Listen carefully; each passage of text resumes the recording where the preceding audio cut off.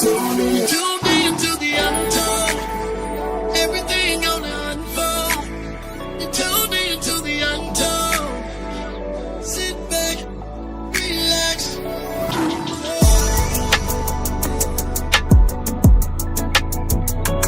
Relax. Please. Sit back and relax. This is the Untold.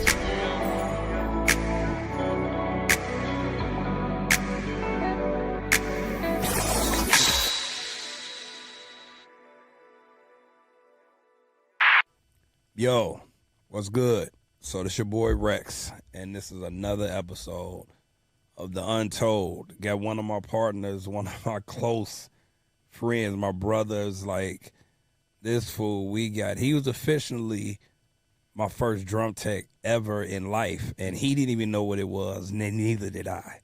But my brother who's been around the world and back, Cedric Crout. Yes, sir. Thanks for having me, man. Dude. It's gonna be a lot of carrying on doing this particular one, because me and him, we don't have common sense a lot of times when we get in the same room. But no, bro, I'm glad you pulled up. How you feeling, man? I'm feeling great, man. How about yourself? I'm good, man. I'm good? alive. I'm alive. So I'm glad you pulled up. You stay moving. I try to keep it moving. I try to do what I do when I can do it, you know? The only way you know how to do it, idiot. No, so look, like let's hop right into it, bro. Like, let's talk about your journey. Like, how do we get to Little Said? What was your vision, and where did it start as a kid, like in this music industry? For me personally? Yeah. Man, it go back, man. Before I even knew anything about music, man, just in church, watching my uncles play, drums, and my grandfather play piano, and I wanted to play drums because I thought it was cool. And my grandma and my granddad bought me some drums, put it in the basement. So I used to look forward to like the neighborhood summer festivities. Oh yeah. So I would bring my drums out and I would just play for the block. Yeah. That was my highlight. That was my United Center. Yeah, definitely. So stuff like that, man, and tearing stuff apart, man. I was just intrigued with instruments for some reason. I don't know why, but I never thought nothing about the tech side of it. I just loved instruments, Loved music. Yeah, love music altogether, So, just growing up and then finally getting exposed to like different stuff outside the neighborhood, man, and going to different churches, man, talking to different people, hanging out with them, going to their churches, and man, this is a thing. Yeah. It's like, yeah, absolutely. Oh man, what? Hey, I play drums on my block on every summer. So you can come check me out once a year. At the festivities. But yeah, no, man, just doing stuff like that, man, and like I said, I never knew that what I was doing was actually what I'm doing now. I just loved doing what I was doing, messing with stuff, tearing stuff apart, and stuff like that, man. So my whole beginning is genuine. I mean, it's pure. Like, I literally didn't know anything about anything. Yeah. I just wanted to make noise. So how old were you when you was getting ready for the festivities on the block? Well, when I was prepping for my for the national convention, it was. I think it started when I was around maybe 10. Okay. Maybe 10 or 12 or something like that, man. I had the rug. I was on a slab of concrete out of the way of everybody else. Nobody never paid me no attention now I think about it. Everybody just walked past me. But no, I was killing, bro. I was playing everything under the sun. So were you playing in church by then? No. You weren't playing in church? No, I was literally just playing on the block, And then when I wasn't playing on the block, I was playing in the basement, in my granny and my grandparents' basement.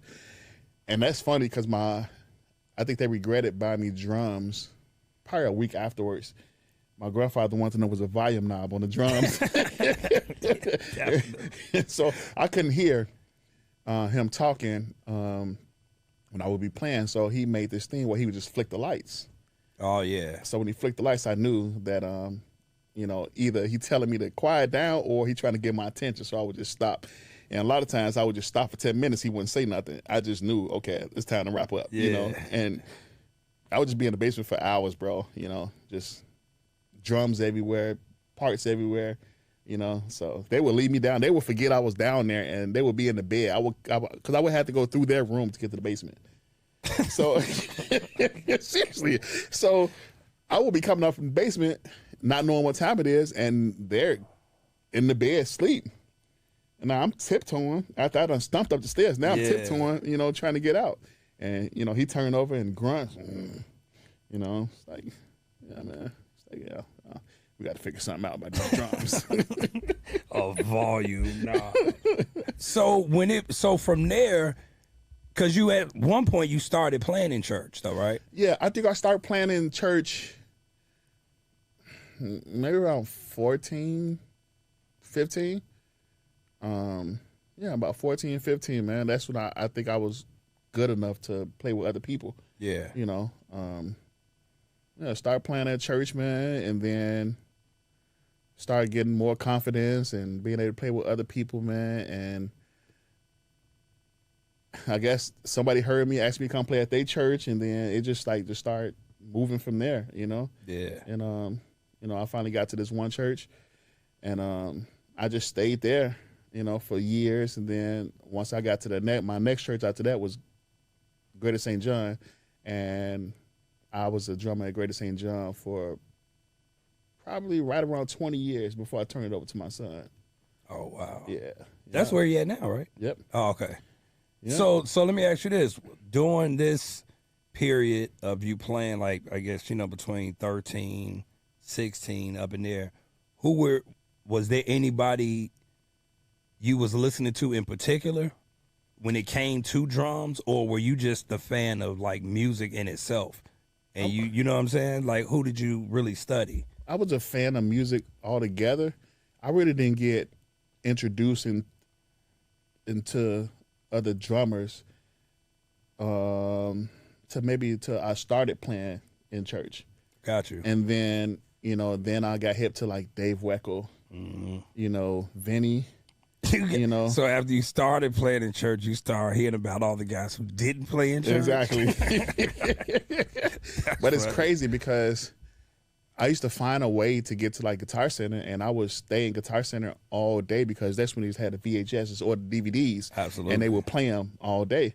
So I got cool with the associate that was there, and he would let me play whatever video I want. So I would literally go through every video in the store and watch it all the videos crazy. All day. Yeah. You know what I'm saying? And then it's crazy because I ran across Dave Weckl tape, and Dave just caught me because Dave was the drummer, but he was technical, and he would explain his tuning techniques and stuff like that. So that was the turning point for me, Dave Weckl. Yeah, dog, Dave drums. It was the video for me, because what's funny is a lot of their videos, they would have the same cover for like 4 different videos. And I think he had that maroon. Yes, Yamaha recording custom. Absolutely, never forget it. Dog, that dude, his drums sounded so good they sounded electric. Yes. So I get how, because definitely hearing the way he tuned and the way he was one of the first guys, like I said, outside of gospel that didn't play what we played. I was like, yo, he's different. But he caught all the drummers' ears and eyes. Yeah. Because it was something about the sound. Yeah. It's like it was crazy, man. Dave was just Dave is just different. Yeah. You know, so he's definitely different. Yeah. So now you in the space, you listening to guys like him, were you trying to implement what you would hear from them in your plan? Or, you know what I'm saying, what space was you in developing your sound? At first, I didn't know nothing about a sound. I just thought playing drums was playing drums. Yeah. You know, I didn't know that you can create your own. I just thought all the drummers was the same. You know, maybe this drummer was a little faster than me, or maybe I was a little faster than this drummer, but it was all equal for me. You know, I really didn't even think about that in the beginning. You know, that didn't come until a couple years later. Yeah. You know, so yeah, no.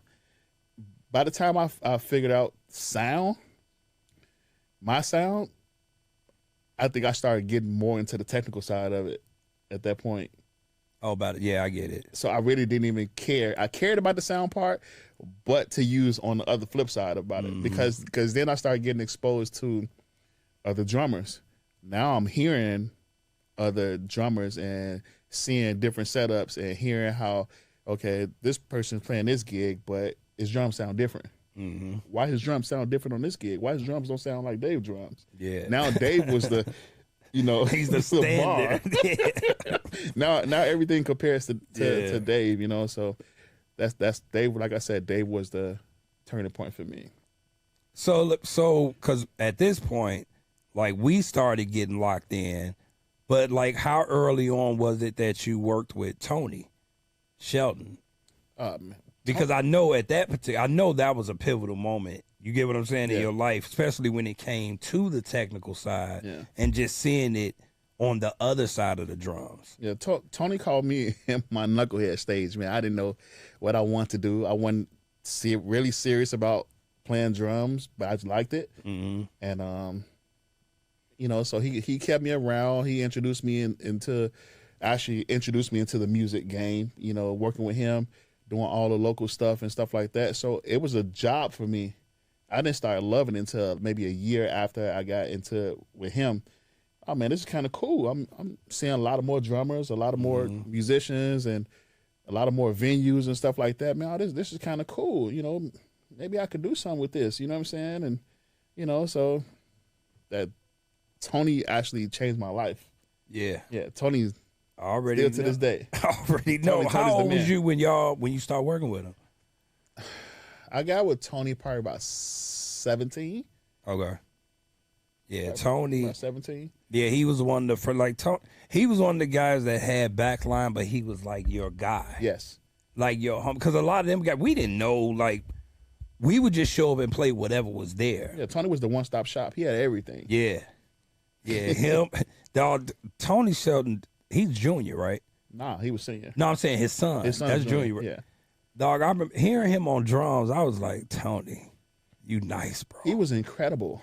Dog, he was actually ahead of his time. He was incredible. Yeah, he was ahead of his time. We used to do those Old Park River Forest gigs. Oh yeah. He was the drummer, and then I came in once Tony brought me in and accepted me, man, and he started exposing me to everything. So he started using me on different stuff. So he would bring me in with Antonio to help lift the load off Antonio, so he wouldn't have to play the whole concert by himself. Yeah. Because back then, playing for Old Park River Forest was like playing for like James Fortune to us. Like if you want to compare, it's like it was like the concert was like an hour and a half long. You know what I'm saying? Yeah. So yeah, man, Antonio was next level. Dog, he's one of the guys where it's like if the world had really got a hold of his sound, I tell people it was people like him, a Terrell Edwards. Yes. There's certain guys that hit a pocket and it was like, yo, you're not messing with them. Not at all. You're not messing with them. But I just had to bring that up. But so during the Tony Shelton period, like, what all did you learn from Tony? Man, I learned everything I thought I knew. Everything in depth about every instrument. Yeah. I only knew drums. Well, I thought I knew drums, but he man, I had to learn everything about drums, and then he made me learn everything about keyboards, organs, bass, guitars, percussion, everything, bro. Like, I had to learn everything. Like, that's when I literally learned everything. Like, and then he started sitting me out on stuff, man. And then after a while, to him, the step up was to do the gigs by yourself. I'm like, by myself? What? Yeah. By myself? And then I was scared the first time. After that, man, it was like, it's nothing. I was lifting organs by myself. You actually rather do it by yourself? Until we run into those gigs where it was 20 stairs going up to the sanctuary. I remember you would tell me. I remember you said they called you for one gig and they ordered an organ. Yeah. Knowing. You said, so there aren't any elevators. and there is nobody else in the church right now, right? I remember that because it was like a recording. Yes. This particular one I'm talking about. Yeah. And I'm like, yo, what? You was like, we figured it out. But like in those moments, dog, you got to be, first of all, you got to have a different type of teacher, which you had in Tony. Because you get thrown a situation like that. And of course, we'll get to the other situations later. But you get to a situation like that. Now you handling something that he's used to handling. Yeah. So like, even in those moments, because you said like the first time was a little shaky. But after that, like, what was it about doing that type of work that was different from what you was used to? Man, it was a relief for me. It was taking me away from my everyday life. Yeah. You know, so it was kind of therapeutic for me. You know, it's like that was put me in a space where I didn't have to worry about nothing. Yeah. You know, it was just free. Until I had to take an organ upstairs. Now I got to figure out, you know, oh man, my homie staying around the corner, man. Let me see if I can call him real quick, or go knock on the secretary door. It's like, anybody you can call to give me a hand real quick, you know. Yeah. That only happened to me once. After that, every time I did an organ rental, I know I had to at least have one other guy with me. Oh, gotcha. Because maybe I didn't need him, but I didn't want to get there and not have anybody there. Now I got to wait an hour and a half to try to find somebody to help me get it up there or whatever. So yeah, you live and you learn. You know? Oh, yeah, definitely a live and you learn experience. Yeah. So so let me ask you this, because a lot of you, even now, a lot of people know you for like the tech end, the stage manager part, production you do. Was that a pivotal point in your thinking where you like, okay, I think this is something I can do full time? Or were you still in a place of like, okay, this is just something I'm doing here just to get me away? No, I was still local. I still had the local mindset. My whole mindset for what I'm doing now didn't change until Tony got a call to do a tour, a small tour, but it was a tour. And You talking about Shelton? Yeah, Tony Shelton. Okay. And I was the only guy that can go out on it because I was the only guy who he knew all the gear, knew how to operate all the gear. So I would have to, instead of, you know, it wasn't like what we do. I was literally in a box truck following the buses around. Oh, you know, God. So y'all, they was renting Tony's gear. Yeah, they was renting Tony gear. Matter of fact, that first tour I did, maybe that was the second tour, but the first tour I remember doing is Raheem Devon. Oh, right. When he first came out. Yeah, absolutely. And they was doing like little clubs, like 250-seater clubs or whatever, you know. And yeah, that was my start to going out on the road. You know, I was in the box truck on the road, but what year was on this? the road. I don't even remember, man. Whatever year Raheem Devon first got exposed to the world, when he first did his first tour, it was a Tanqueray tour. I'll never forget it. I'll never forget it. Yeah. That's a drink I never was a fan of. Yeah, well, I wasn't a fan. I wasn't a fan of it until after the tour, when they gave us so many to go home with, and I vowed to God, if he take these boxes away right now, I'll never take another day of my life. I was so sick drinking that garbage, man. Oh, that stuff was terrible. It's horrible. Yeah, man. I had hair on my chest at 19. Yeah, it was like, where's that? Oh, that's Tanqueray. Oh my God, man. It's like, no, take anything green, take it away. Yeah, please. I hated that drink. Yeah, it's terrible. So from that, you being in a space, okay, now it's like you moving with the whole production and everything. Since you don't remember what year that is, which is terrible, said. Yeah, you need to have a better landmark of, so we know. You judging me? Judging me.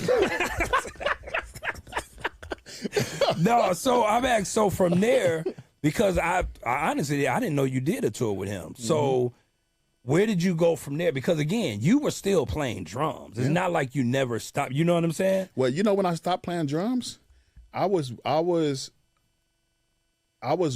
playing drums at church, and I was working for a freight company at O'Hare.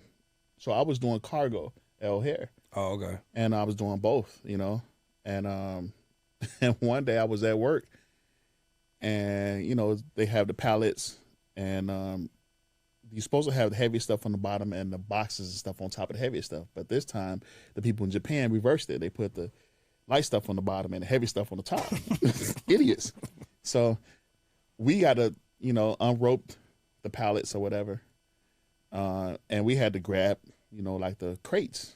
So this one crate probably had to be about 600-700 pounds. So me and this guy grabbing it, and he slips. So the whole crate falls on me and falls dead smack on my hand. I fractured all the bones in my thumb and tore all my ligaments. Changed my life. I couldn't play drums no more. Then after the surgery, I couldn't play drums. I had total loss of my right hand for a year and a half. So they put a pin in there, and it stuck out maybe 2 or 3 inches, and it had to be that way for a year and a half in order to get my bone stuff back right again. Are you serious? Yeah. So wait, what year was this? I don't remember. Oh, come on. Dog, but no, that had to be. That's crazy. Yeah, bro. That's what made me start getting into the tech side, because then I couldn't play drums at church, but I still went to church every Sunday like I was finna play, because I'm used to doing it. So then I started getting into sound. I'm gonna figure out how to work the soundboard. Then start doing other little stuff around the church, man. And then it's like, and then I start, now when I'm in the technical side, I start seeing a lot of other stuff. Okay, oh man, these concerts, who's setting up this stuff? Mm-hmm. You know what I'm saying? Like, right. Man, maybe I should do something to be able to get on something like that. And now I'm like, oh man, I do the drum style, work with Tony to do all that stuff, man. Why not just see if I can do something to get to that? So now I'm already doing the stuff locally with Tony. Now I'm developing relationships with like you, Kahari, Calvin, Maurice, not just drummers, everybody. And, just going the extra mile with them. Yeah. And out of nowhere, I get a call. It's like, hey man, you mind coming out, help me out on the road? I was like, sure. I didn't even think of it as going on the road. I thought, hey, my man needs some help. Let me go help him. I'm getting paid to go help my friend. Yeah. And they, hey man, so what's your rate? I'm like, rate? What's a rate? Right. And it's like, well, we pay this in per diem. I'm like, per diem? What is per diem? So, learning all that stuff, man. And then what it really turned for me at is when I got called for that Keisha Cole gig. And Scooter Gray, he had them to call me and help them out. And then Swole was out there, and Kevin Randolph was out there, and I think guy Steve was playing guitar. Mm-hmm.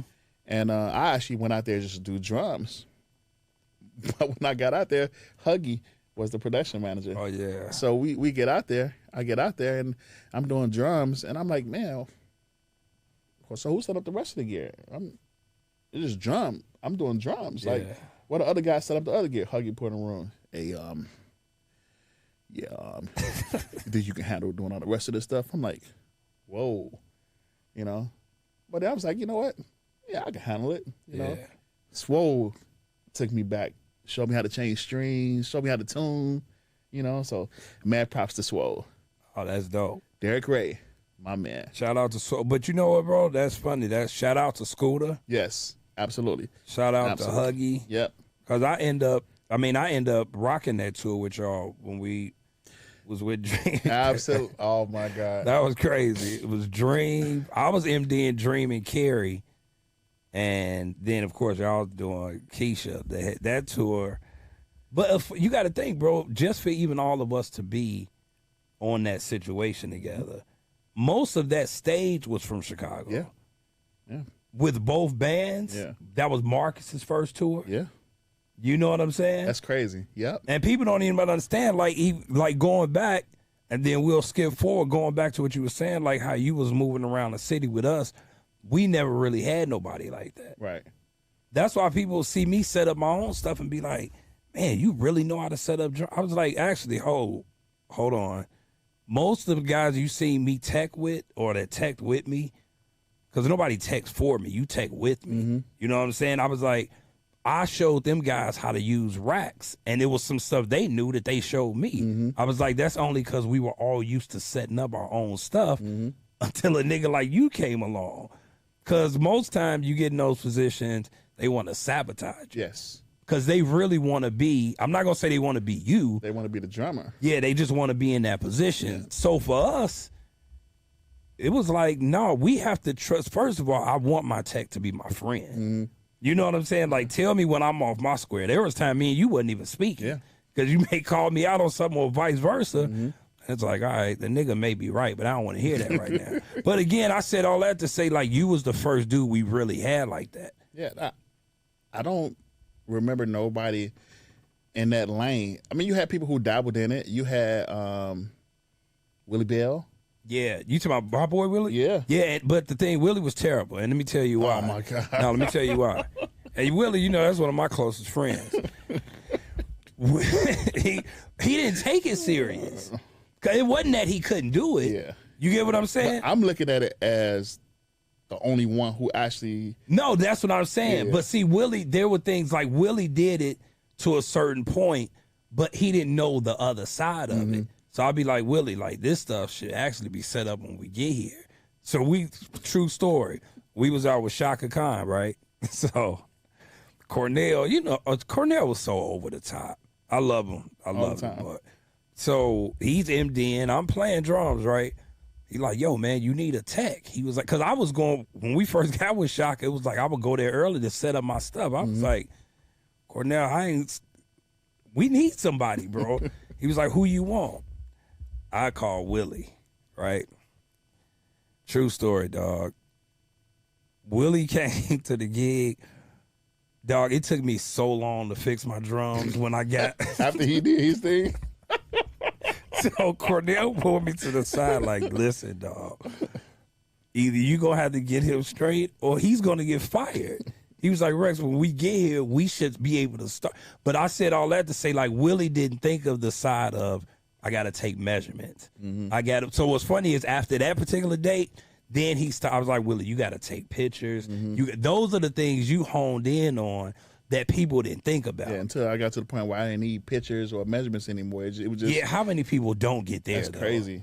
Like, Marcus on the floor, like, I got away from all that, man. It's like... Yeah. I was a drummer, so it was... Once I learned... It was easy for us because we was already doing stuff when we was doing Kenny Lewis stuff. Oh, absolutely. Man, listen. Dog, when you...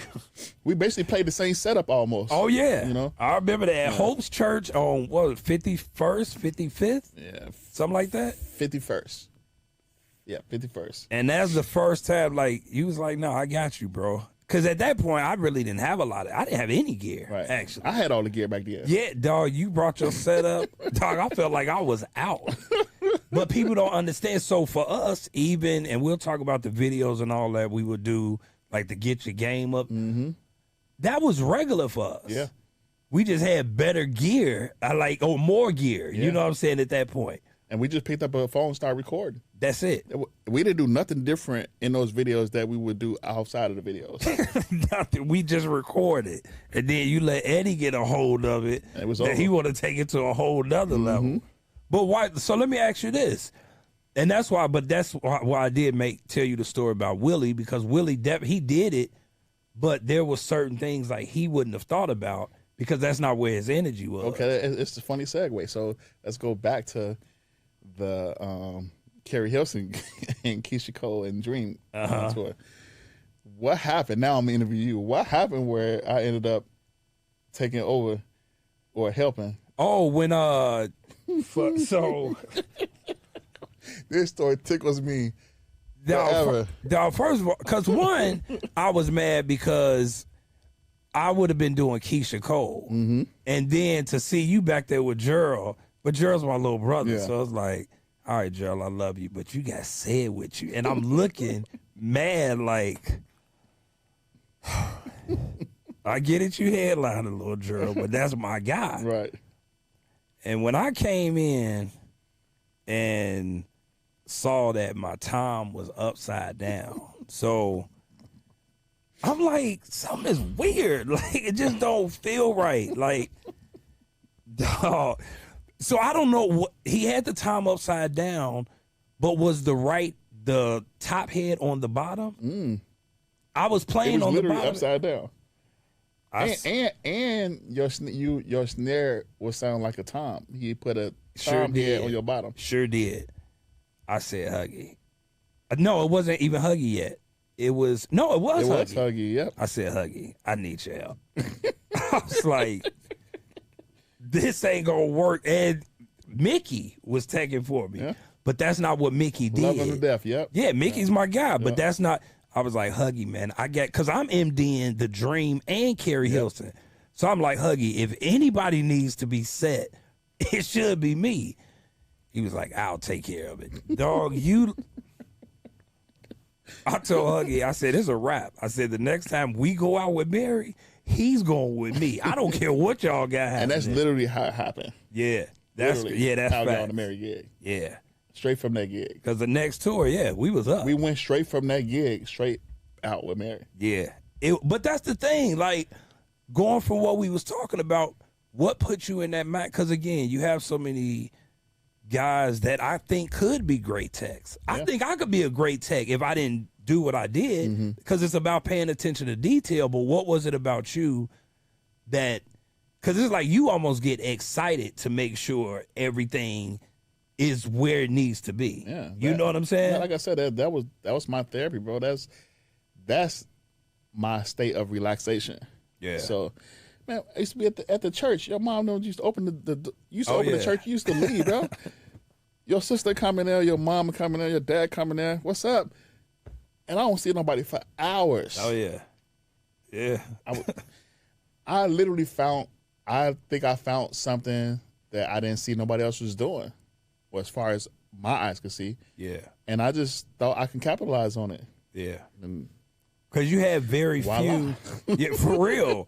You had very few of us. Yeah. That took that serious. Yeah. You definitely had some other races, white. You had some white boys. They take that serious. Mm-hmm. Like they be with they guys for years. Yeah. But what really helped me to focus is when I hurt my hand, I had to draw the line. I can't play the drums no more. I got to find something else. So once I found I never knew that happened to you. Yeah. So once I would still been playing drum, would never. To me, that's God's way of sitting me down. He had already had this path laid out for me, but I was still trying to do. Yeah. I'm learning more about the drum side. Now I'm getting into the drum side, but then but now no, this is where you need to be. So now that happens. Now I go there, but now so now that helped me be able to separate it. So now when I'm doing what I'm doing now, I don't have no urge to play drums. Yeah. Maybe doing sound check, but that'd be short. You know what I'm saying? Yeah. Like you would even come in and be like, man, show me that real quick. Oh, yeah. You know what I'm saying? It's been a couple of licks I was like, it was never no ego, no nothing, man. No. You know what I'm saying? So, no, but I didn't even, you want to know what I just did? Cool. You know what I'm saying? Like, definitely. And then to hear you play it in the show, like, oh, that was cool, But I would never do a gig hoping that something happened to you or whoever else I'm working for. I was literally there to do my job, and that was it. But we can feel that though. If I'm being honest with you, especially with dudes that do it to the level we do it on, it's like if you come in and it's always something wrong, it's like okay. Yeah, because you got dudes. I don't give a fuck. I'm gonna say it. You got dudes who be out there, and they rather fucking videotape. And while they videotaping, they having the time of their life. But what you getting paid to do ain't done because those guys, now y'all come in, now y'all got to fix your own setup because it ain't right. But motherfucker rather be out there fucking videotaping and shit, looking like dumbasses. Now I'm done cursing. Let me go back to my regular scheduled program. We got to find one of them stacks. Square jars or something? No. Well, yeah, actually one of those too. You know how they had a big sensor button? So when somebody's sitting here, no, but it's the Untold. Say what you want to say. Like, I've been doing fairly good, but I've been looking at life as the glass is half empty. I mean, half full. But, no, I mean, you're right, though, because what happens is, and that's one thing we'll get to your point, getting out there and not staying focused on the job you've been hired to do. Mm-hmm. You get what I'm saying? Mm-hmm. So because again, you get out there and if you want to be a drummer or if you want to be a keyboard player, now you're getting out there and you focusing more on making it as what they aren't paying you to do. You get what I'm saying? Yeah. So, but for you, and you actually can play, like you play for real. So, I used to. Well, no, but like in that, bro, like you got to think, like starting with the Keisha Cole situation. So let's go to that. From where you were, what did you learn immediately going into the Keisha Cole situation? Because again, you started out just doing drums, but even doing drums on that level, from where you was here. It was different, man. You know, I figured out that it wasn't all about me. Despite what I had learned, I literally had to take what I learned and put it to the back burner and learn a whole nother situation. Because now I got to learn not just one other person. I got to learn 4 other people in the band. Yeah. You know what I'm saying? So I gotta know what this person likes. I gotta know what this person don't like. Yeah. That goes 4 times across the board. So me thinking about myself got to go to the back. I can't think about myself, you know. So now I got to all my energy, everything got to go towards that. And once I got comfortable with being comfortable with, you know, caring about what other people want and don't want, stuff like that, it was so easy for me, bro. It's like I can do it in my sleep. Yeah, it was nothing. You know, and I enjoyed that. You know what I'm saying? I enjoy people not have to worry about me doing nothing to them or trying to jeopardize or do anything to, you know, put their job in jeopardy by me being out there. You know what I'm saying? Like, it's the way you got to move, bro. You can't just be out there for vacation. It ain't a fucking vacation. You're getting paid. Like the same way the band getting paid, we get paid too. So if we don't do our job, y'all got to come in and do our job, and then we gonna get fired. You know what I'm saying? Because you ain't getting paid to do our job. Absolutely. You know? But at the end of the day, you got to do our job because at the end of the day, the gig still got to go on. So until they find somebody else, you got to get your stuff up and ready to go to do the show. Yeah. So once I figured out that I play a vital role in everything, that's just as important as being a fucking musician to me. It's 100% just as important. So, you know, once I got in that lane, I figured that out, man. It was, you know, and then like I would get calls for gigs, bro, and I would accept gigs that I knew nothing about what they wanted me to do. Like now I knew Swole told me how to change strings and tune basses, but to actually be a guitar and bass tech is a whole nother monster. Yeah. So now people calling me to do guitar and bass tech stuff. So now I went to Guitar Center and sat with the guy. Remember they had the guy at Guitar Center. They still got him. They fixed all the guitars and basses and stuff like that. I went and bought the man lunch. Hey, bro, you mind if I just shadow you all day? You know, I just want to watch. Maybe ask a few questions, but I want to watch. I want to learn. And that's how I got more in depth with the bass and guitar side of it. And see, let's stop there because that's a lost art now. Going through whatever levels you need to go through to actually learn what you want to learn. Yeah, I will be on a plane. And see, that's what I'm saying, bro, because you got, I mean, I'm sure you get them too, but you get messages randomly about people like, yo, I want you to mentor me. And I get it because I've wanted mentors. I have mentors, but a lot of my mentors, I learn from a distance. Yeah.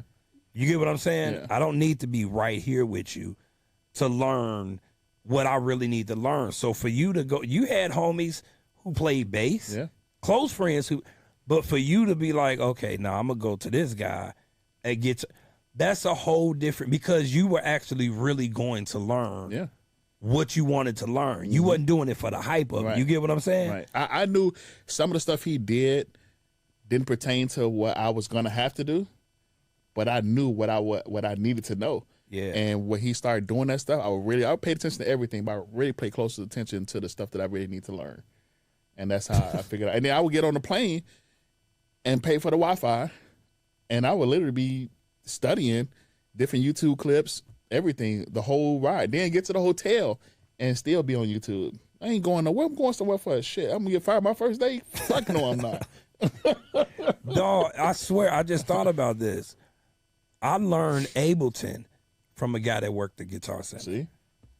I was about to walk out. His name was Eddie. Shout out to Eddie. I don't know where he is, but this little dark-skinned dude named Eddie, and I think I was up there talking to Dan. Okay. I was about to leave, and this dude is playing tracks in the speaker section.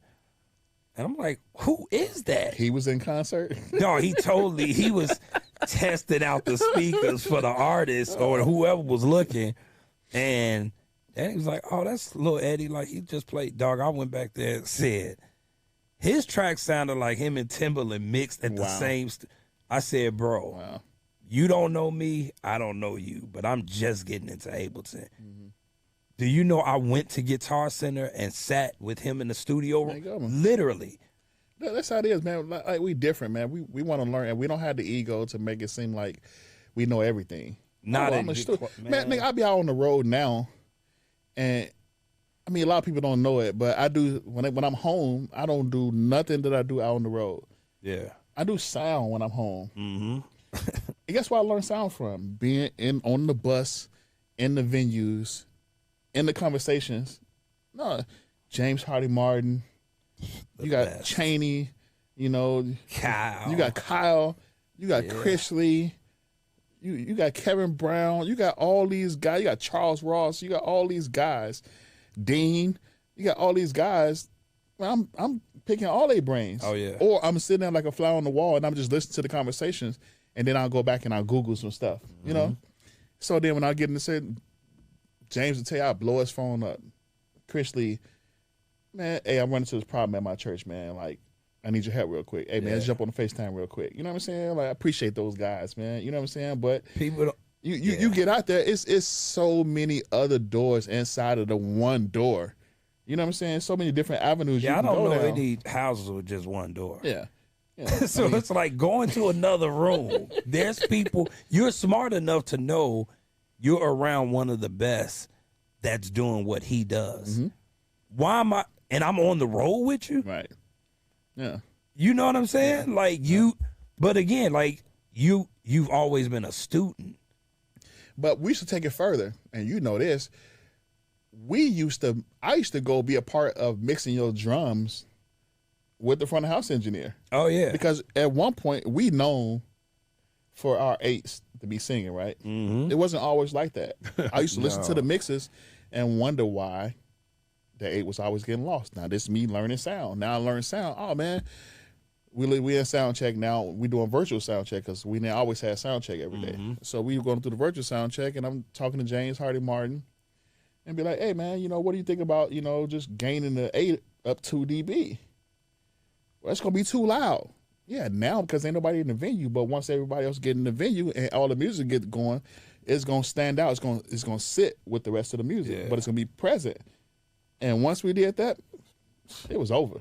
Now everybody want that sound. Oh, absolutely. Man, people be calling me from out of town or in town. Hey man, I want you to tune my drums. They got a Tama, I don't know, low line Tama. Yeah. Well, what are you going for? I want that Rex sound. Man, if you don't, I want that Rex Hardy sound. Oh, I want that Calvin Rogers sound. Like, man. But you're like, are you okay? So you got the other drum set in the back or something? You be like, you got it wrapped I up. was saying, what sound did you want out of this kit? Like, but people don't. I was just talking to somebody about that. Just talking about how much we were into, like we would sit there and go through every trigger sound. Yeah. Every single one. It's like, then people sit down and be like, I didn't know he was playing all that stuff. No, we went through everything. Leveling it and make sure it's thick. We didn't use no stock sounds. No. Everything was from the records. No. But me and but stock these sounds guys don't now, get along. they be having SPDs. First of all, they run a mono. Yeah. And then they using the stock sounds. Like, and this ain't no shade to y'all, but y'all gotta learn y'all stuff, man. It's like it don't cost you nothing to go to the play-by guy, be like, hey man, can you give me that sound? He go my thumb drive. Oh yeah. You know what I'm saying? Yeah. Practice at home. We used to pull stuff off the internet. We used to make our own sounds. Yeah. Knock on wood or whatever sound we put two plates together, whatever sound we needed, we would sample it, you know, into the MPC or something, and then, you know, go from there. Like, it's so many ways you can do stuff. But everybody's so lazy nowadays. I'm about to say, and I also think the lazy part of it has to do, because just like you said, you went to learn a certain thing at Guitar Center from a guy that worked there, changing strings. I went to learn Ableton from a guy that worked at Guitar Center. We were in spaces where wherever we had to go to learn what we wanted to know, we were going. Now it can become a thing where the laziness plays a factor because everything is so accessible. So like looking on YouTube wasn't what was, it didn't exist. Right. You get what I'm saying? Yeah. So now it's like, oh, I don't have to do that much work to get this over here because this person didn't do that much work. Yeah. We came from a generation where we put in whatever type of work we wanted to get that result. But at the end of the day, bro, after all the work you put in, at the end of the day, you got to be a good person, period. Yeah, that was yeah, to say the least. You could be, I could be amazing at my job. If a motherfucker can't deal with me outside of me doing my job or while I'm doing my job, it's a fucking problem. Oh yeah, I'm not gonna get no other work. How you think I'm able to move from gig to gig, man? I know how to carry myself. You know what I'm saying? Like, you know, it's like I'm not stealing. You know what I'm saying? And that says a lot when I say nothing, you know. Oh yeah. You know what I'm saying? I'm not trying to make myself look like something I'm really not doing. Like, I'm gonna always be where I'm supposed to be when I'm supposed to be there. Yeah. Ain't nobody never gotta look for me. Cause you in a position, and that's the thing. We all play our role, but every role that's being played is for the bigger picture. Mm-hmm. And you're in a position where we gotta trust you with everything. Cause y'all barely come enough time just to come to the stage, do sound check. And sometimes we're going right into the show sometimes, depending on how late the sound check is. Yeah. You know, cause the door, all right, y'all done. We finna open the doors right now. Yeah. You know what I'm And saying? basically the whole run you was with me with Mary, I was the music director. Yeah. So my mind would be, it was like, I'm programming the show.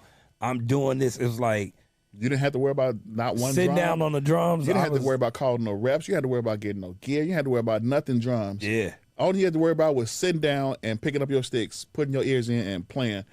You Dog, didn't it have was to worry to the about point I nothing. was like, you didn't have to dog. move nothing. You didn't have to adjust nothing. You didn't have to do nothing. You didn't have to adjust your seat. It was Yeah. nothing. Everything was exactly the same every day. And that's hard for some people to do, bro. Yeah. It's hard. But that's what I was about to say. I would even tell James, I'd be like, do you need a sound check? He'd be like, nah, we could do it virtually. Cool, no sound check. Let's because go. in my mind, I know I ain't got to come down there and see if my drums are straight.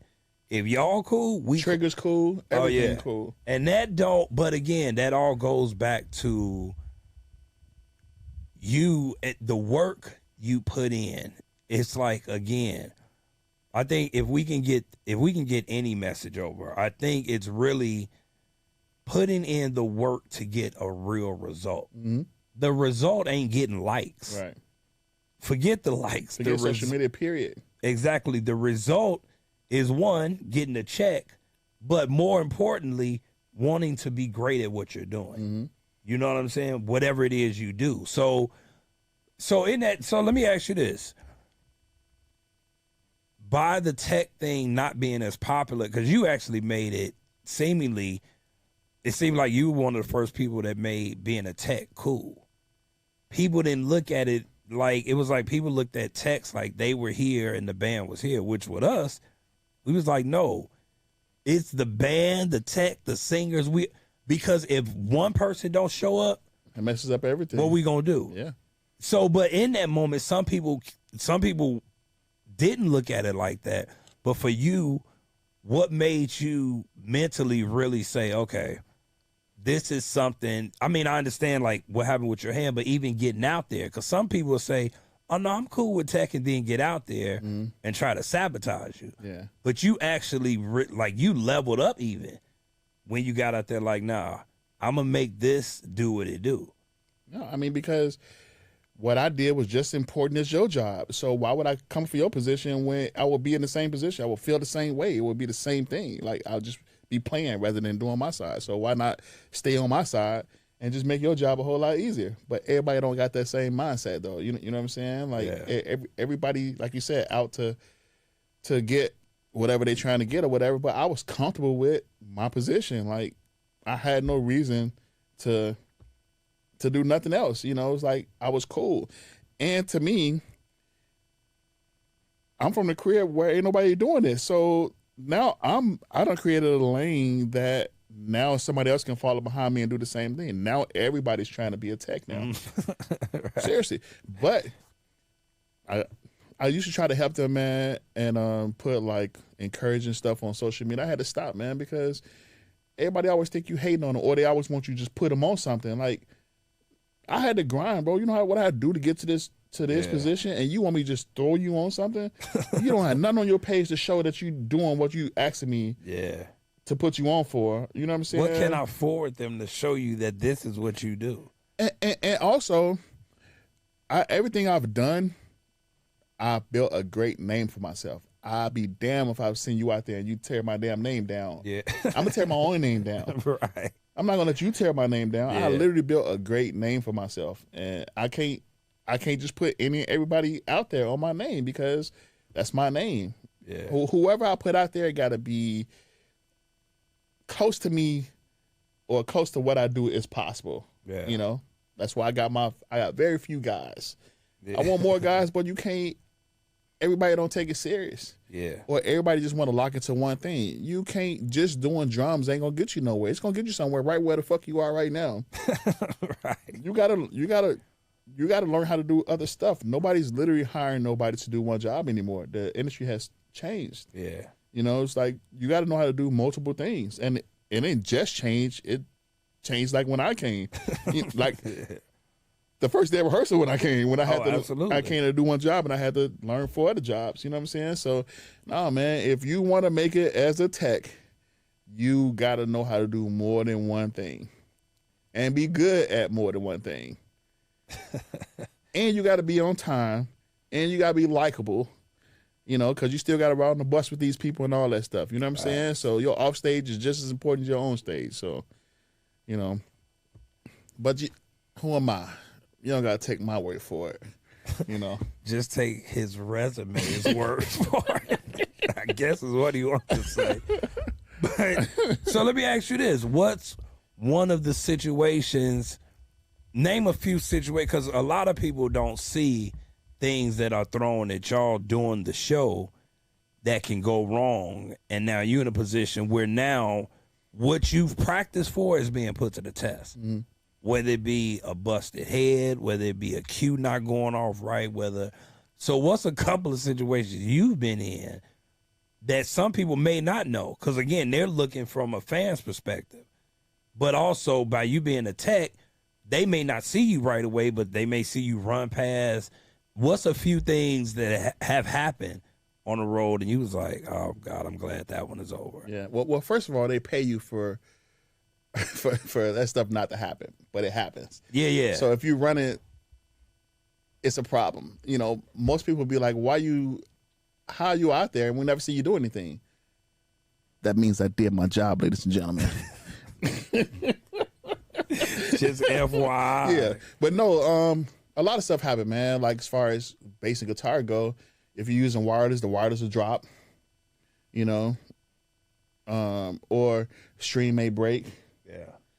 Or sometimes the keyboard will fall out of tune. If you're playing key bass or something, you know, stuff happens. Yeah. You know, it's electronics. You know, it got a mind of its own at the end of the day. It don't matter what the day is. Sometimes it just don't want to come to work that day. Yeah. You know, and then as far as drums go, we just talk about us.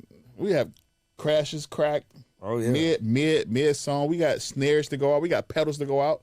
But remember, I used to do stuff like we used to have our kick pedal. Then we have our E-kick. But on the E-kick, I used to sample the actual kick drum. I don't think I ever told you this. I sampled the actual kick drum. So if the kick drum ever went out, all you had to do was play the E-kick because it had the kick drum was already on the E-kick. Mm-hmm. On every pad, every channel that we went to, every patch that we went to, the main kick would be on there. Yeah. So if that would ever happen, niggas don't think like that. And then so like with snare drums, we got 4 snare drums on there, but I got 2 backups on the side of me. One the same depth, the same size as the main, and then whatever the pop snare is, the ballast thing ain't gonna go out. Yeah, you know what I'm saying? It's tuned low, ain't no real tension on it, so you know it's very rare. We've gone whole 4 tours with the same head on there, literally. Yeah, you know what I'm saying? So it just you gotta be prepared, man. You know, you got to think ahead. They paying us to think ahead.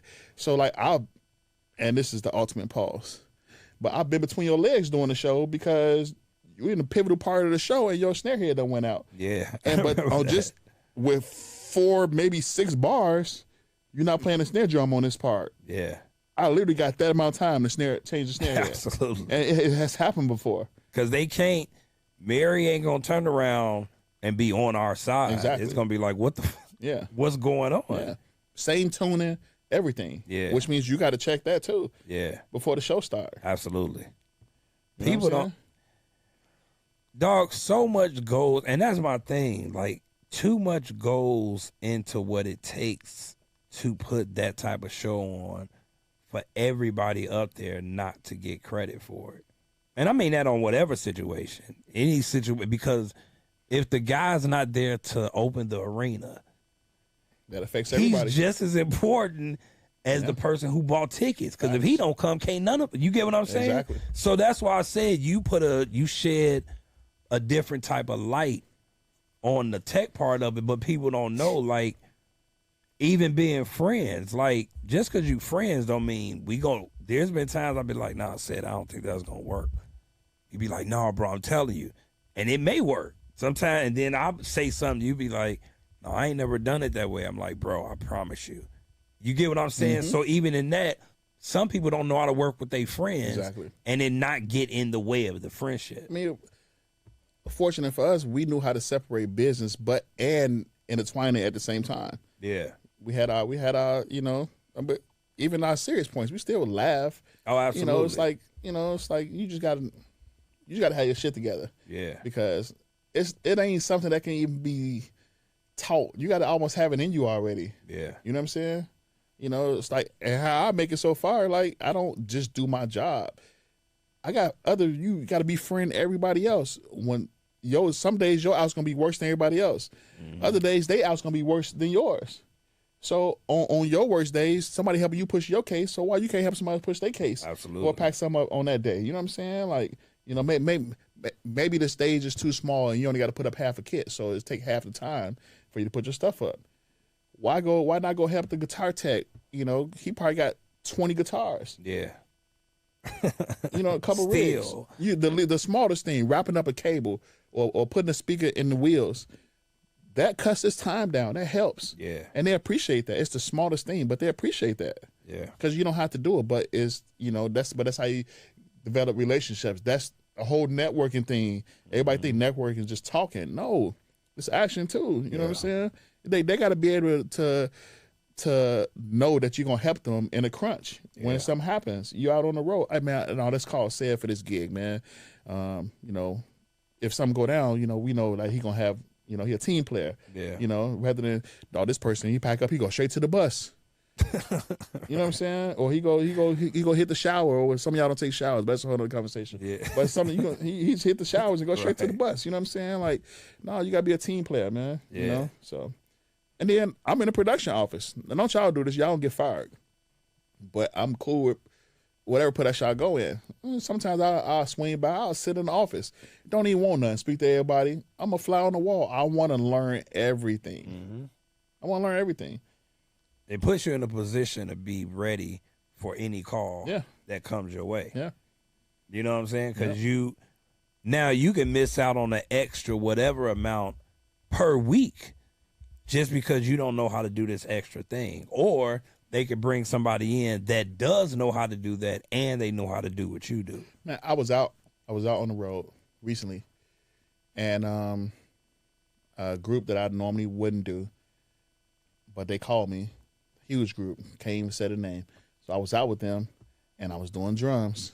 I mean, people know me gonna know exactly what I'm talking about, but the playback guy had to go do whatever he had to go do. He couldn't do the next show. They couldn't find nobody. It's like, hey, man, don't you know do playback? And I'm like, no. And I was like, oh, man, we could have had you do this gig, man. We would have paid you, you know, $10K to run playback for this next gig.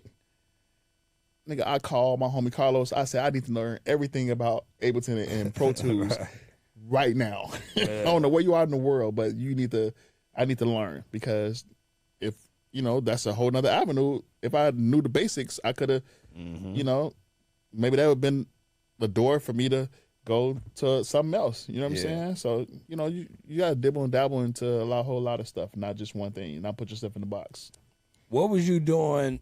So what were you doing with Rihanna, were you doing percussion? I was just doing drums. Marco was doing percussion. Right, Marco, which was another one of my techs. Yep.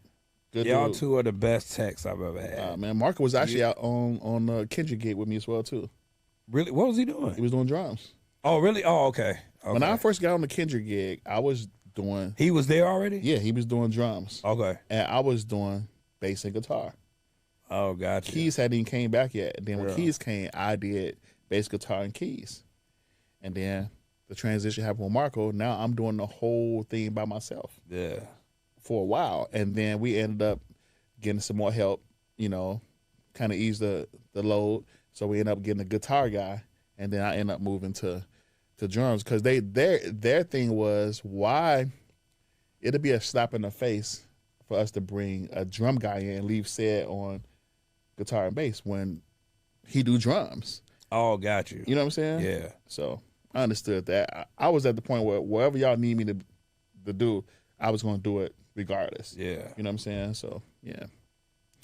But that goes back to you got to know more than one thing. Yeah. Cause I could have left when a whole bunch of other stuff happened. You know what I'm saying? I could have been out of a job. Absolutely. But seriously. Yeah, because if they cut out what it is that what you solely do, that's it.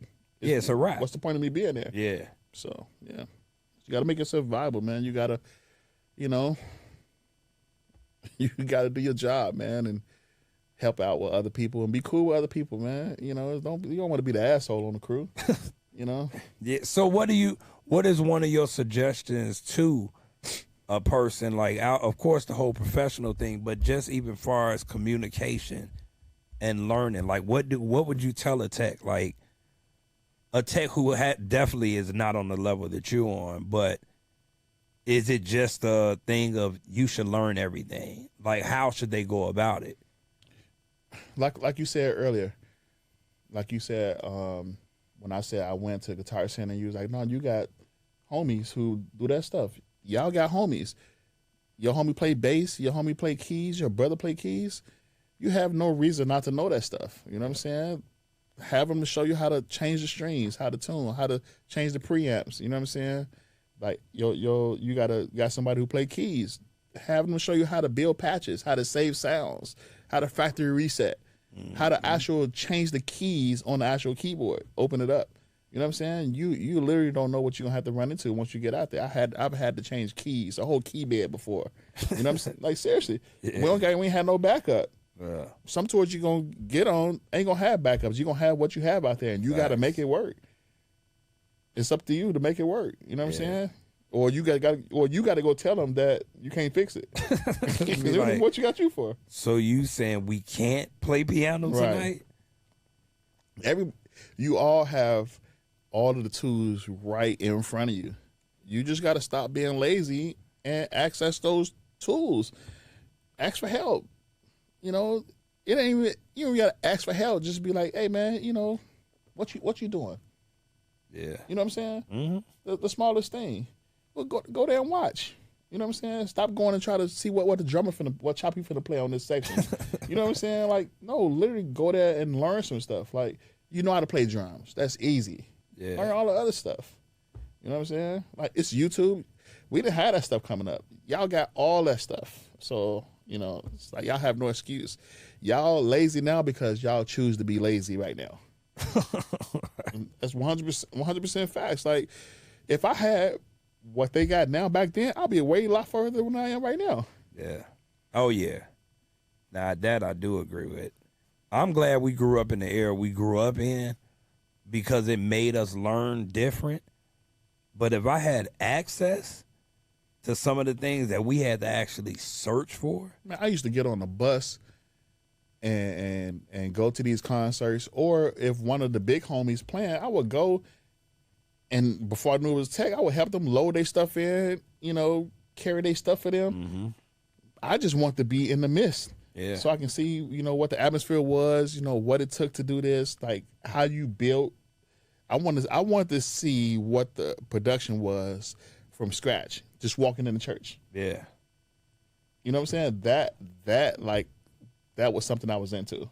Yeah, because people see the end result. That's it. But it's like you walk in the gym and it looks like nothing. Yeah. Now at the end, it's like, oh my God, like they don't know you supposed to take off certain cases first. You know what I'm saying? It's little stuff like that. People backline is the last one in. Yeah. And the first one to leave. Nothing can happen on the stage until backline is off. Yeah. Backline is in the middle of everything. Yeah. You can't bring nothing out of the sky. You can't. All the lights are around. The only thing that can move before then is like if they got like moving lights on the band risers. Mm-hmm. You know what I'm saying? Most of the time, I'm packing up all my gear before they even get to the lights. Those lights, seriously. Yeah. Because I load in to load out, if that makes sense. So when I'm loading in, I'm already walking the venue, seeing what's the quickest way out, seeing where I can store my cases, where I can get to them fast. Mm-hmm. You know, stuff like that. In the case of emergency, I know I need these cases. So these cases got to be closer than any other case if I can't get all of them together. Yeah. You know what I'm saying? Little stuff like that. You know what I'm saying? Yeah, so. you made your setup, your tech setup became an over the top thing. It was like, is he watching movies? Man, one of the homies called me Circuit City Said. Who did? One of the homies called me Circuit City Said. Monty. Oh, Circuit City Said, because anything anybody would need, I had in my box. dog. Cables, anything. You had party lights around your rig. I was like, dog, we be huddled around your rig like we was at a theater. Need to charge admission. Hey, YouTube on there. But that's what I'm saying. People never looked at, like, they looked at our racks and stuff. You start having people looking at your setup. Mm-hmm. You start having other techs that mimic that. Mm-hmm. Now all the techs got TVs and all that. I got subs in my world, because I want to feel what if I'm like I tech Tony on Kendrick. Tony's setup is crazy alone. He got his cabinet. He got What is Tony set up on there? So he has this Moog, little fatty, and then he got a controller. He run everything through his computer, all his 808 stuff. But then it's on a custom rack that I built.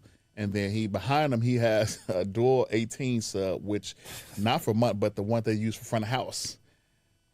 That's his sub on his riser. And then he has depends on what rig we use. We use the A rig. We got an A10 custom EBS cabinet that's customized for him with his logo and stuff.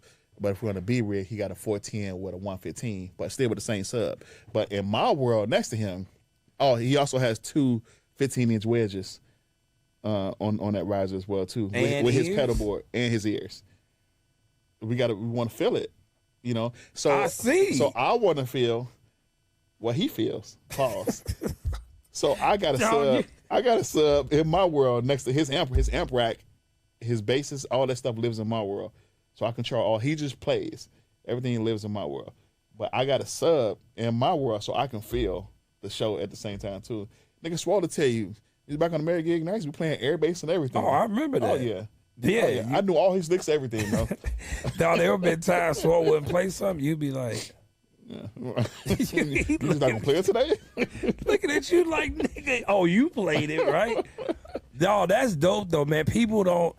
I don't think people, one, they don't give you enough credit, but people don't know how important of a role that plays to what they actually see the final product being. The funny part about it is, I don't give a shit about the credit. Yeah. Well, I get it, but still, it may not even be about giving you credit, but it's about them knowing what goes into. Yeah. You get what I'm saying? And that's my thing, is like showing, yeah, you got the artist, but a lot of these artists, you ain't trying to just hear them sing a cappella. Yeah. In the middle of an arena with no lights, no sound, no. Yeah. The behind the stage is just as important, if not more important. Yeah. Than everything else. Yeah, absolutely. Yeah. Because, like you said, that's the whole attraction for that's what's keeping people there. You know, outside of the person singing, they're more fascinated with everything else that's happening. People flying through the arena and big old screens and you know, lights all over the place. Show. Yeah. You know, you got confetti, you know, you got pyro, you know, you got cryo. Yeah. It's a lot, you know. Yeah. So let me ask you this. So like nowadays, what is your thing, like, even with the next generation? Where are you at career-wise right now? Because you started your company. Tell them about your company. 'Cause you got beanies, and I need a sweatshirt too. I got you. I definitely need one. I gotta get one of yours. I don't got one of yours either. But like, tell us where you are right now with your merch and everything. So, I started the company Orange Beanie Production, because I always wear orange beanies, of course.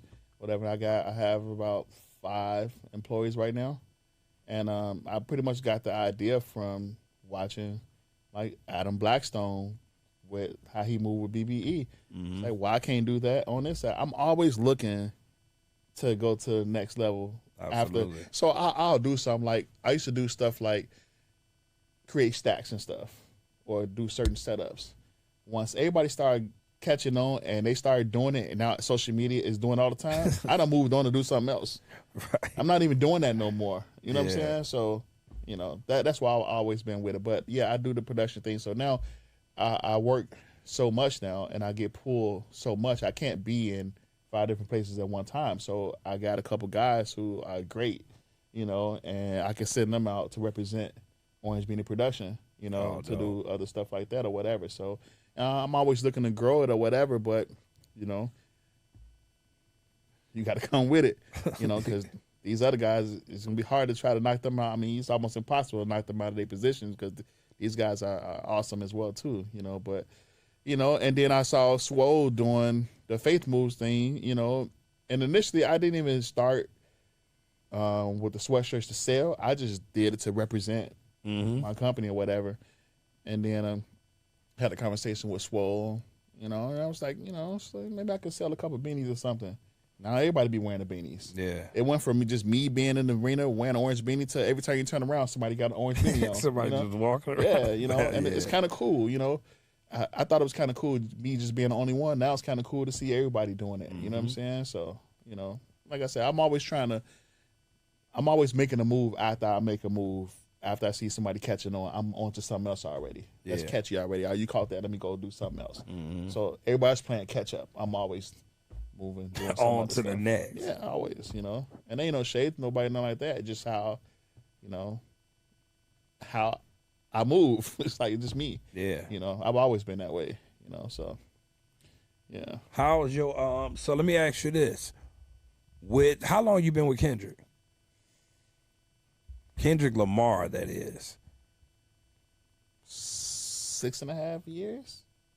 So how about 7? this? How about who have you worked with? Because I think I've done Mary J. I've done Blige? Mayweather? Mary J. Beverly, maybe? Idiot. No, what they call her, Mary Jo Blige. Mary Jo Blige. We did that rodeo thing. But no, I've done Mary. I've done, it's hard to remember all the names, bro. Mary, Kendrick. I've done Prince. I did a Sting. I did Chris Brown. I did Outkast. I did the Jacksons. I did Grateful Dead. And funny part about Grateful Dead is I didn't do the tour. I don't know how they found me, bro. But, it's hard for us to break into the rock world. Yeah. So they hit me out of nowhere, and they literally flew me to Mickey Hart's house to build his drums for the actual tour. Really? Yeah. And I lived in a guest house for the whole week. Are you kidding me? Crazy, bro. Crazy. Free reign to everything. 50-acre ranch. I'm privileged to go wherever I want to go on the ranch. No doors are locked. I have access to everything while I'm there. Mickey Hart, bro. Mickey Hart is a millionaire just from playing drums alone. And you don't know how they got in touch with you. No. They said I came highly recommended. Well, out of all the texts in the world. Did Beverly Crawford come out with a song called You Highly Recommended? Or is that Dottie P? So the crazy part about it is once I did that, that's crazy, that opened bro. up the door for me to do rock stuff, right? So now I've done, what's the name of it? I just did them. Grateful Dead. I did Machine Gun Kelly, which is rock and rap. Yeah. Kind of mixture. But I did, it's another one I just did. I can't, man. Other big group. I forgot. It'll come to me in a few minutes. But they like up there with like Grateful Dead and Rolling Stones. Like, oh, that's crazy. Yeah. So, nah, bro. God is amazing, man. You know, he's opened doors. You know, one door, like he says, a whole bunch of other doors, man. So if you just do what you're supposed to do, man, and do right by people, and you know, your name will go way further than what you can ever imagine. Facts. You know, he literally showed me. Like, and I was so excited, man. I was taking pictures. I was FaceTiming my son, my kids, showing them the horses and stuff on the ranch. And I'm sure you were. I was more excited than they was. It's like, you know, it's just crazy. Like, yeah, I mean, I can't explain.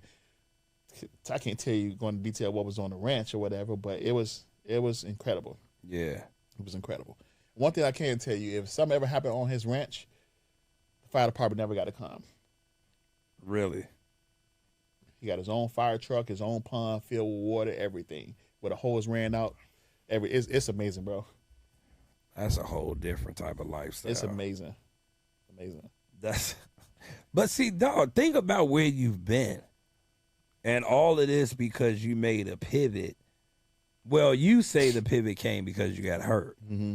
But even in that pivot coming and you still being able to lock in with it and make it something that means something. Because, again, even if you get hurt yourself and you still was on this drum thing, it's like, okay, Sid, like, what do you – but you actually having to pivot and making it stick, bro, yeah.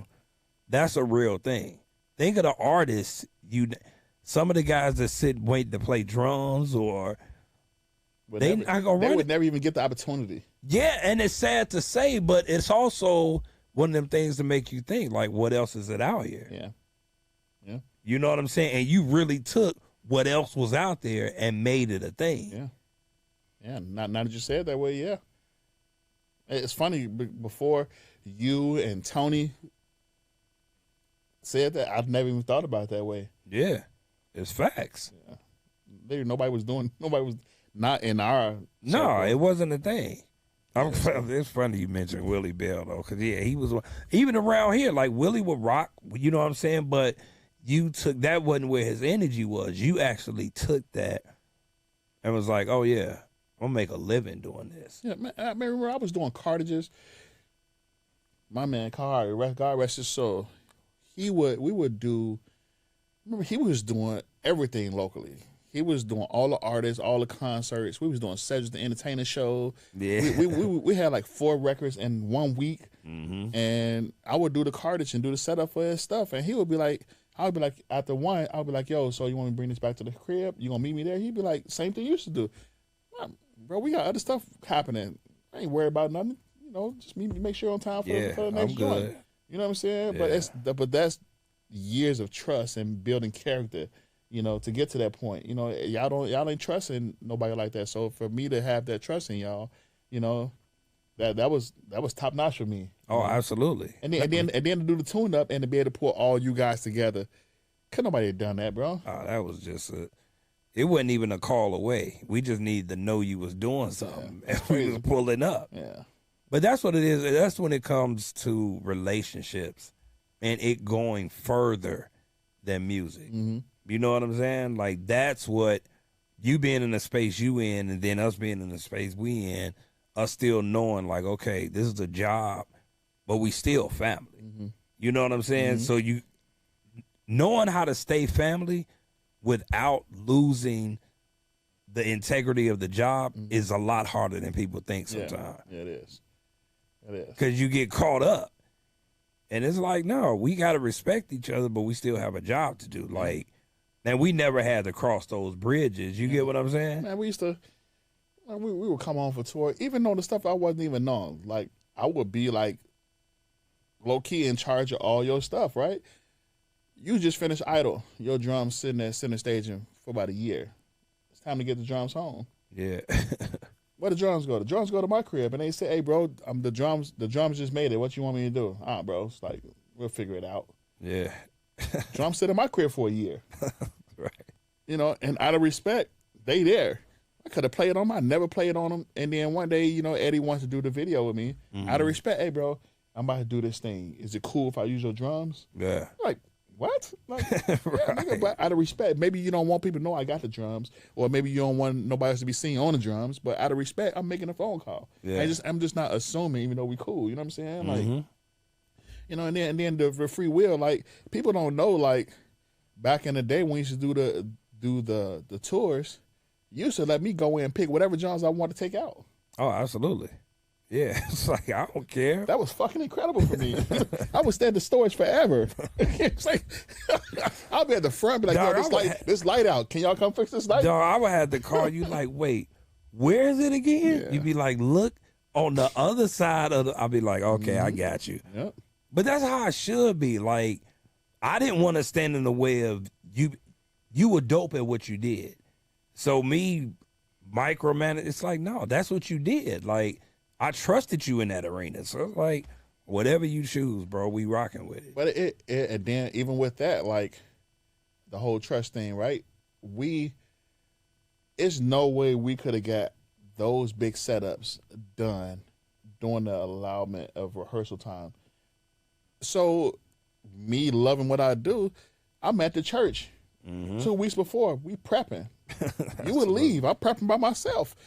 I didn't care. I play some music, you know what I'm saying? And I'm going on. I didn't even get paid for it. I didn't care, bro. Yeah. You know what I'm saying? I put this in for 2 weeks at my own schedule.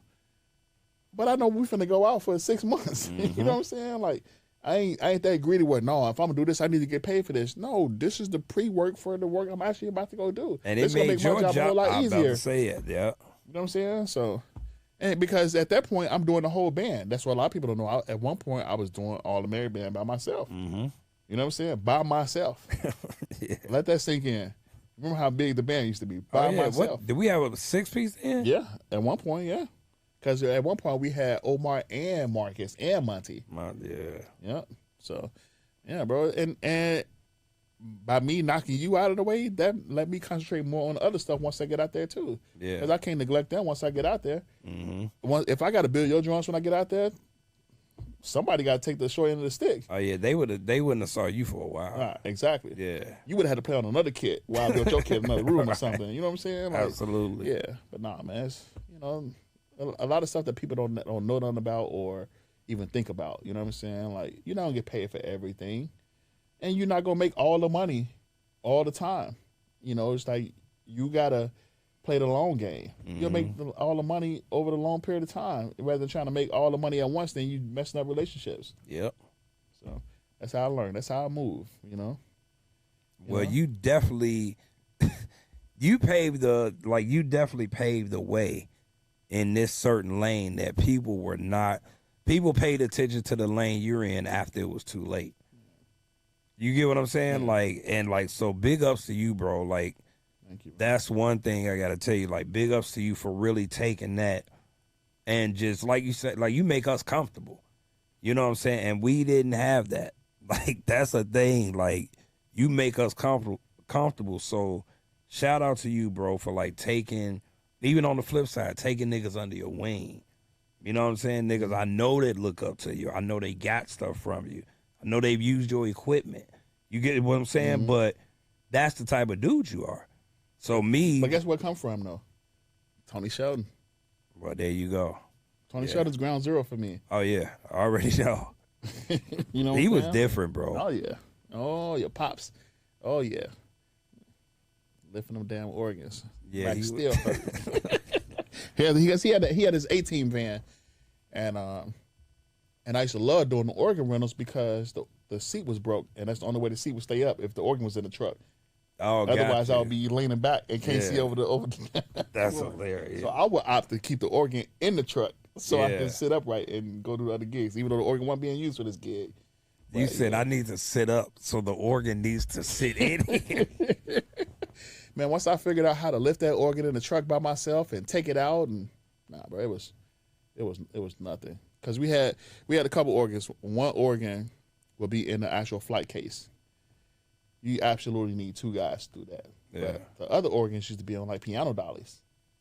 Oh, those? yeah. You press the thing and it lifts up. You know what I'm saying? You put the the packing blanket around it and put the straps around it and you good to go. Yeah. You know? Man, please give me some of those, boy. I'm getting that boy in that van by myself. I'm out of there. Oh, Set yeah, up, you ready a to go. different type, bro. Yeah, man. You. But I was always mobile, and even in my fat stage, bro, I can move. Like, I look fat, but I can get around. You know what I'm saying? You say you can maneuver. Yeah. Yeah. I'm fat, but I'm a in shape fat. He said he's agile. But no, I can get whatever situation I'm in, I can make it happen. You know what I'm saying? Like, I ain't too big where, I can't get into small situations or whatever, small little pockets or whatever, man. But, But you don't want to be fat out there, though, because you will get winded, boy, and it will show up. Take a toll, boy. You gotta get back in shape, man. I ain't always been big, man. I used to weigh like 150 soaking wet, so, I'm gonna get older now, so it's a little hard to try to keep the weight life off. happens. Yeah, but I can do other little stuff to get back to where I am. I go through my little stages where I lose 20, 30 pounds, and,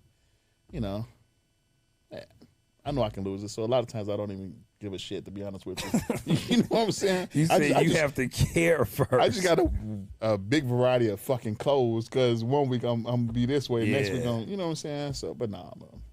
But honestly, life is crazy and health is important, so you gotta very much so get yourself in order. No, including those are myself. facts. So, yep. No, well, bro, listen. I'll tell you, like, I'm glad you pulled up on me, bro. I appreciate that. Like I told you, like, now, come on, man. People have to hear how certain people get. I think all of us, but people have to hear really how certain, because they see what you do, but they don't know, like, okay, how did he get into it? But so I wanted people to hear your story, bro, because people don't know how far back we went. Like, they don't know that. Yeah. You know what I'm saying? So, like I said, shout out to you, bro, just for, like I said, playing the role you played for us. And then, like your family, like you know how we roll, bro. Oh, yeah. And like you appreciate it. You know what I'm saying? Like Absolutely. you done opened a lot of doors for some people who probably won't say it, who probably have told you in private. But bro, we appreciate you, man. Oh, man, much love. Huh? No, we appreciate you, man. Yes, sir. My nigga. So listen, it's another episode of The Untold with Rex Hardy Jr., my bro Cedric Crout. We out. Peace. This is the Untold. Graphic Beats. The Untold. This is the Untold.